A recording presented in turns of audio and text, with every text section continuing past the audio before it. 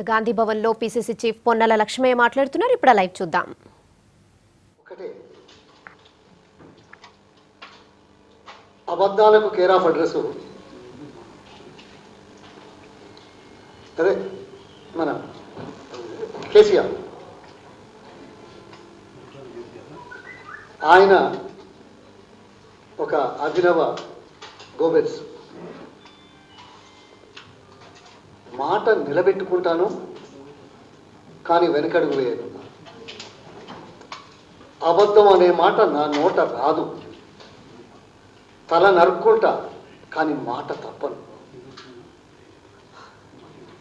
చాలా మంచి మాటలే. కానీ కేసీఆర్ లాంటి మహానుభావుడు ఈ మాటలు అనడమే ఒక శుద్ధబద్ధం. దురదృష్టం. తెలంగాణ రాష్ట్ర ముఖ్యమంత్రి మీద ఈ విధమైన మాటలు మాట్లాడే దౌర్భాగ్య పరిస్థితి ఒక తెలంగాణ వాడిగా నాకు వస్తుందని నేను ఊహించలేదు. ఇది అక్కస్ కాదు, కోపం కాదు, ఈర్ష్య కాదు, అసూయ కాదు. మాట నిలబెట్టుకోవడం కోసం చేసే ప్రయత్నాలలో మాట తప్పడం, మాట తప్పుతూ పదే పదే మాట తప్పదని చెప్పడం బాధాకరంగా ఉంది ఒక తెలంగాణ వాడిగా. వరంగల్లో 3 రోజుల పర్యటన.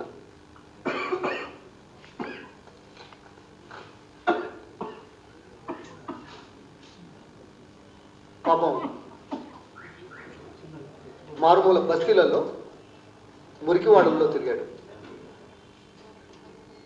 బహుశా ఆయన జీవితంలో ఇదే మొదటిసారేమో 35 సంవత్సరాల ప్రజా జీవితంలో ఏదైనా తిరిగి పరామర్శించి తెలుసుకోవడానికి చేసిన ప్రయత్నం ఇదే మొదటి ప్రయత్నంగా ఉంది. నేను తప్పు పట్టలేదు కానీ వాస్తవం అది అని నేను భావిస్తున్నా. Subject correction. నాకు అర్థం కాదు ఏంటంటే 200 రోజుల్లో 600 మంది రైతులు ఆత్మహత్యలు చేసుకుంటే ఏ ఒక్క కుటుంబాన్ని పరామర్శించి భరోసా ఇవ్వలేదే?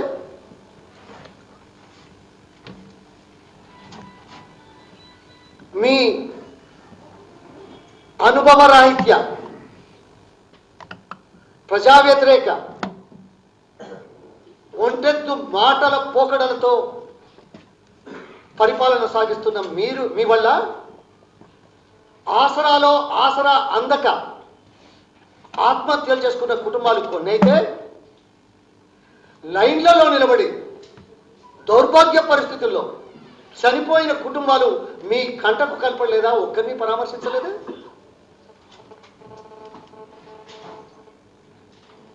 ఇవాళ ఎన్నికలు ఉన్నాయని ఎన్నికల కోసం పర్యటిస్తున్నారు. మేము తప్పు పట్టాం. ఎన్నికల్లో రాజకీయంగా చేసుకోవచ్చు. కానీ ఇంత ఆర్భాటంగా 3900 మంది పైచులకు కుటుంబాలకు ఇల్లు కట్టిస్తానని, ఇల్లు కట్టడానికి పునాది రాయి వేశారే. నేను ఒక మాట అడుగుతాను. మీ స్వంత నియోజకవర్గంలో గెలిచిన 3వ రోజు వెళ్ళి 5000 ఇల్లు కట్టిస్తారని మాటిచ్చొచ్చారే. దానికి పునాది వేయడానికి మీకు సమయం దొరకలేదేమో. అది మాట్లాడి 7 నెలలే.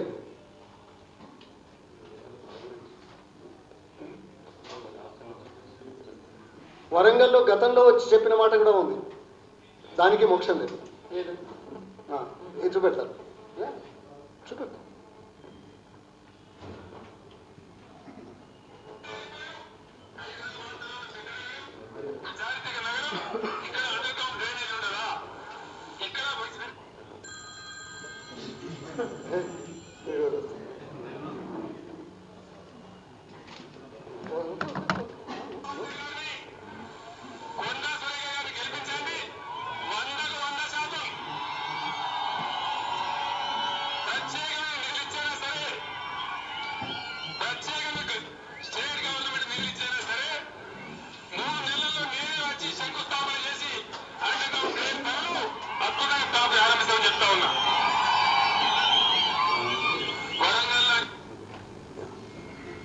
ఇది నేనన్న మాటలు కాదండి.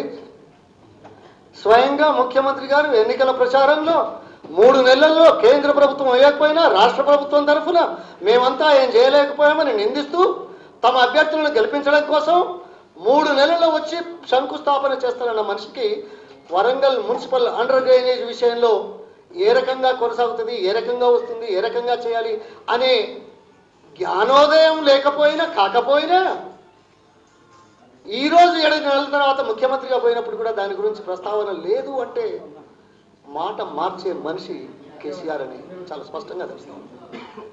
ఇవాళ ఎన్నికలు వచ్చాయి కాబట్టి ఎన్నికల కోసం ఈ కార్యక్రమం పెట్టాం. మేమేనా అంటే మళ్ళీ మీరు మా మీద మాట్లాడతారు. మేము రాజకీయాల్లో ఉన్నాం, ప్రజల పక్షాన ఉన్నాం. నాకు అర్థం కాదు ఏంటంటే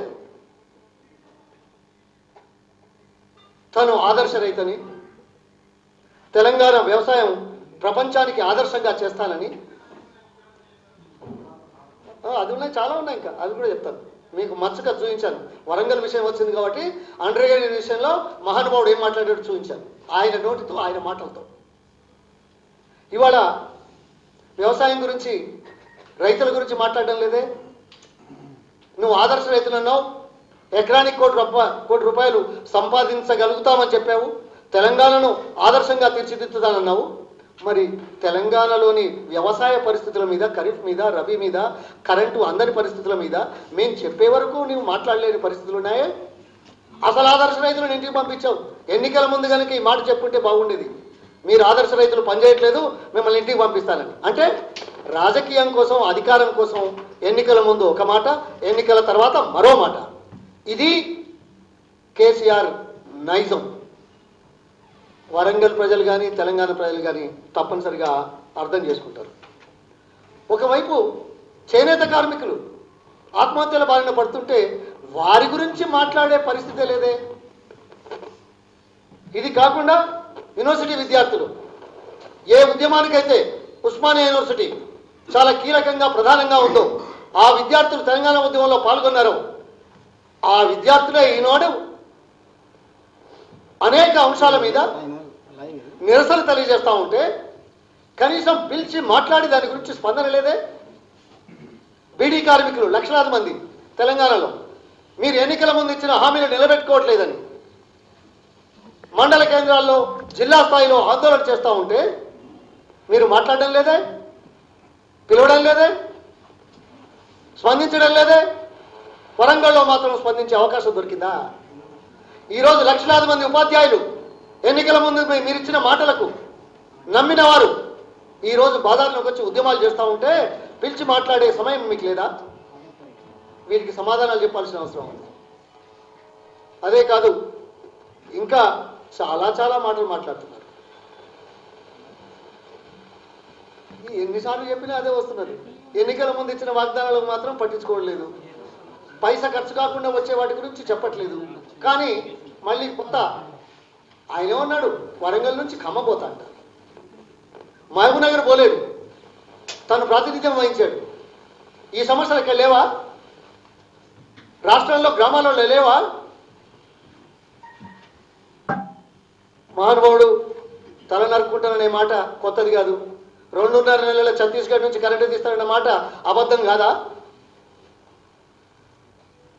లేక 12% రిజర్వేషన్ 2.5 మాసాలలో చేస్తానని చూపించాలా? ఇందులో మీకు చాలా ఉన్నాయి చూపించేటి. పత్రికల మీద ఆంక్షలు,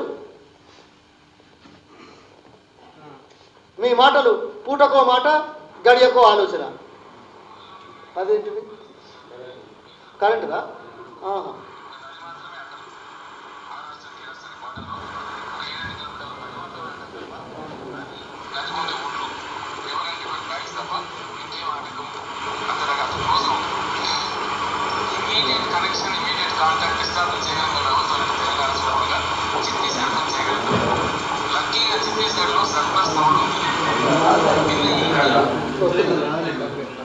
ఇక కాదు, మేనిఫెస్టోని మర్చిపోయిండు, వేరే మాటలు మాట్లాడుతున్నాడు. అదే కాదు, వరంగల్కి వచ్చి నేను అడుగుతున్నాను, ఉమ్మడి రాష్ట్రంలో కొన్ని ఇబ్బందులు ఎదుర్కొన్న మాట తెలంగాణ మంత్రులుగా మాకు తెలుసు. మేము ఒప్పుకుంటాం.